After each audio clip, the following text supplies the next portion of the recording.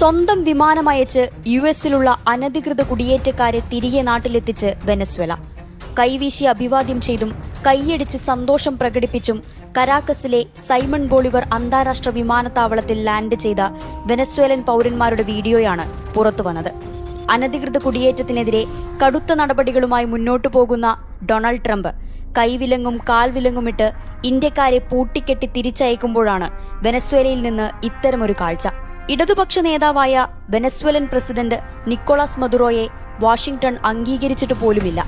എന്നാൽ അടുത്ത സുഹൃത്തെന്ന് പറഞ്ഞ് ഇന്ത്യൻ പ്രധാനമന്ത്രി നരേന്ദ്രമോദിയെ ട്രംപ് ചേർത്ത് പിടിക്കുകയും ചെയ്യുന്നുണ്ട്. ആ മോദിയുടെ ഇന്ത്യയിലേക്കാണ് വിലങ്ങണിയിച്ച് രാത്രിയുടെ യാമത്തിൽ സൈനിക വിമാനത്തിൽ കുടിയേറ്റക്കാരെ പറഞ്ഞയച്ചത്.